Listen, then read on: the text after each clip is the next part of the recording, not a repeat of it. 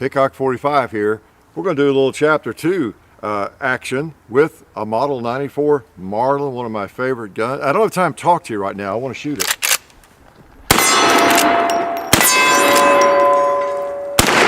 I really like it. It's a lot of fun to shoot. Look at this blue one. Kentucky. Sorry, Kentucky. Pot smoking. Oh man, smoked that big pot right away. Let's go there and hit the gong right away. Oh man. All you do is put the bead on it and it's gonna hit it. Look at that. I'm gonna smoke a ram. Yeah, 44 Magnum. Click. That one didn't have much powder in it, did it? Oh yeah, Model 94 Marlin, cowboy model. One of my favorite rifles, this one and the one I have in 45 Colt, and I can't decide which one I like better. This one actually, it's not as long a barrel, and I notice a little recoil when you bring out the 44 mags. You know, sometimes standard range ammo is not all that hot, you know, even American Eagle, and it's like right where I like it generally. This 44 Magnum stuff, as we've said before, is pretty stout. You know you're shooting 44 Magnum, and which is good, okay? Because you probably have a good sized firearm if you're shooting 44 Magnum. So yeah, so we're going to shoot that. I got a few of my hand loads.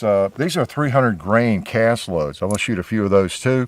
I don't know if I've brought those out too much. I've got some of those I load in 45 Colt as well, and those are from Oregon Trail laser cast. I've been loading those for a while. That's a nice round. It's got some power behind it because it's 300 grain. It's a stiff load. It's not one I shoot in handguns, okay? It's mainly for this rifle. That's why I use the big bullet. It's 431 thousandths, and it feeds well. It shoots well. And I have told that story before. If you're new, get back and look at all the videos. I'll maybe link a couple of them in the description to this rifle. I had been shooting 44 Magnum a long time, boy, really long time, back in the early 70s. I started hand loading for it, and I've never had any issues with cast bullets from anybody. And I bought this, whenever I bought it, 10 years ago or whenever, and my 44 Magnum loads were keyholing. They were tumbling. I mean, at near distances, it was hilarious, really. I could shoot a target here at about 10 yards. Those bullets would be tumbling by the time I got there. And just the bore's a little bit bigger on these rifles. So a little tip there for you if you ever buy one of these. At least this one is. And so I went to a 431 cast bullet and eliminated the problem.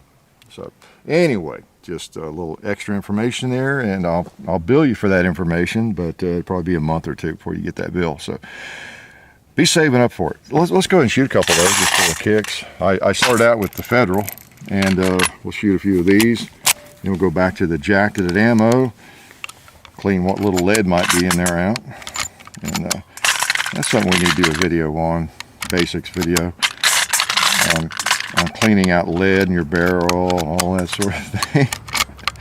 And if you don't shoot too much lead, you know, a jacketed round will take care of it. But a lot of people advise against that. I don't, since I've been doing it since 1973. But you don't want to shoot too much. You don't want to do it when you've got a lot of lead in your barrel, okay? Just a little cute. Do I have it full? Yes, so. Holds 10 of these, and man, I ought to hold about 10 of those. All right, now these pack a little wallop. So maybe we ought to go hunting with these. Now I haven't shot in for a while. I don't recall if the hold needs to be a lot different or not. Let's go for some rams and see. I don't know where I went. Okay. Up and down, try a piggy.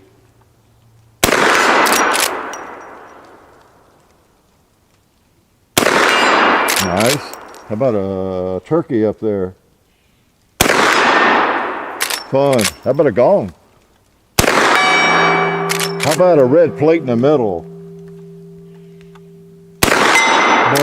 How about on the left?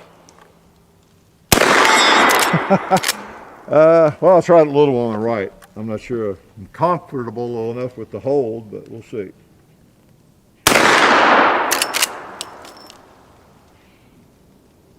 Click. Okay. That round didn't have enough powder in it, obviously, to get anywhere. So that's those rounds. Actually, those aren't that bad. It's a heavy bullet, but it's not a screamer. It seems a lot warmer in the 45. So I want to try those. But these are nice. These things pack a wallop. These are classic 240 grain bullets, 44. Now, yeah, I say classic. That used to be the round that you didn't see much different. Of course, things have changed over the years, and there's bullets in all sorts of weights for, well, every caliber almost, but 44 Magnum too, just like those ones I just shot, 300 grain. So it depends on what you're firing, what you're shooting, what your purpose is, and all that. So 44 Magnum. Oh man, very, very popular round. It did through the backside.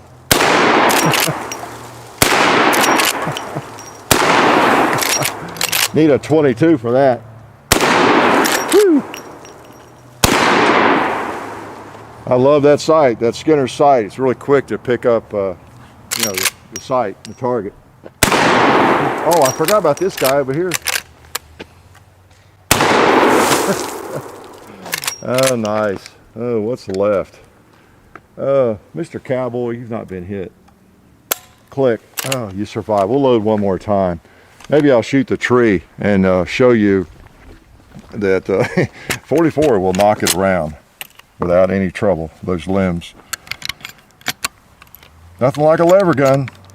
I tell you that every time we get one out. It's kind of like a revolver. If you don't have a lever gun, I want to know why you don't. You need to be getting at it. Boy, there's a lot of them out there. Think of all the Henry, the new Henry company. They make a ton of them. And then you got all these classics. You got the Marlin, the Winchesters. They're all still being made. Now, they may not be made exactly where you wish they were in New Haven still, but they're being made somewhere in this country or around the globe. And they are fun. Plus, there's a lot of used ones. I'm going to try and get more rounds in the hold, aren't I? Lever guns are so much fun. A lot of people still hunt with them. What was I? Oh yeah, I was going to shoot one of those limbs.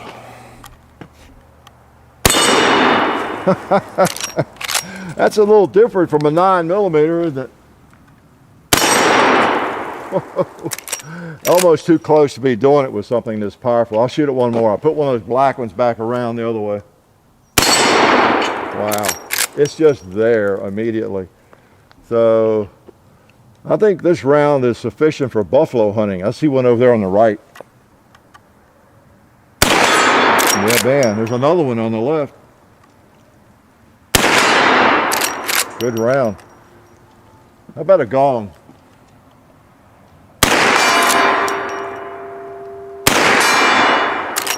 Fun.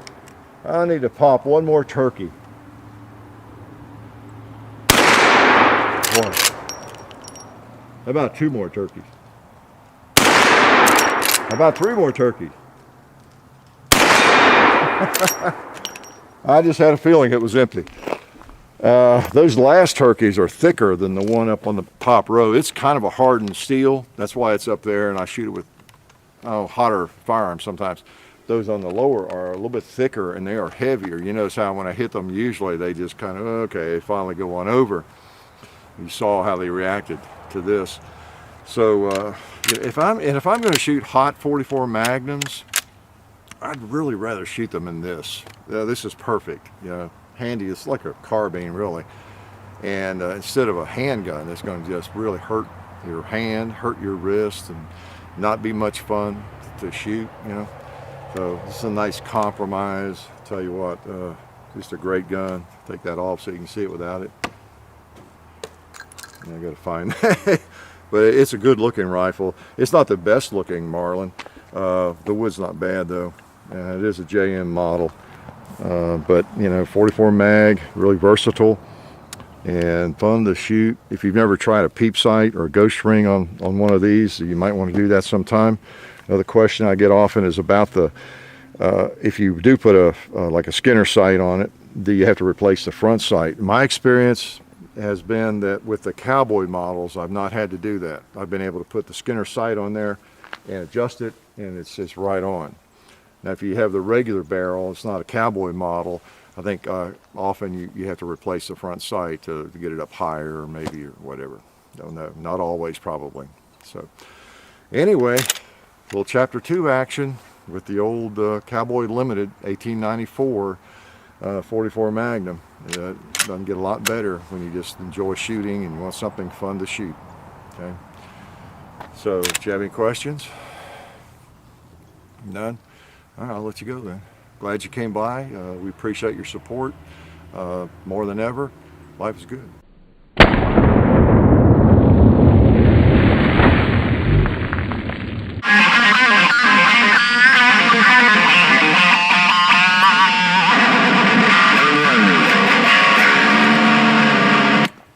Hey, how you guys doing? Just here practicing a little guitar. As you can tell, I need to get better. Just on the range hanging out. But I wanted to let you guys know while I'm here, since you guys just stumbled in on my practice session, about our friends over at SDI. You can check them out at sdi.edu. That's the Sonoran Desert Institute. They're a fully accredited online distance learning program where you can be certified in gunsmithing, or you can get an associate's degree in firearms technology. That's sdi.edu. Also, don't forget about our friends over at vaulteksafe.com. You've seen their safes, the Vaultek, on our shooting table. So don't forget to check them out if you get a chance. And also all of our other social media entities. We are on Patreon now, so you can find us on Patreon. There'll be links in the description. Just Hickok45 on Patreon. We are on Facebook, of course, Hickok45 on Facebook. You can also find Hickok45 on Instagram, the real Hickok45 at Instagram, Hickok45 on Twitter, full30.com, and then I have some social media stuff, John_Hickok45 on Instagram, John Hickok on Facebook, and there's also a Hickok45 and Son Facebook, and the Hickok45 and Son YouTube channel, of course. And I guess that's all I can think of for now. I believe that's all of our different social media things. So I guess I'll get back to my practice. As you can tell, I need to get a lot better. But I think I'm improving just a little bit. I don't know. We'll see.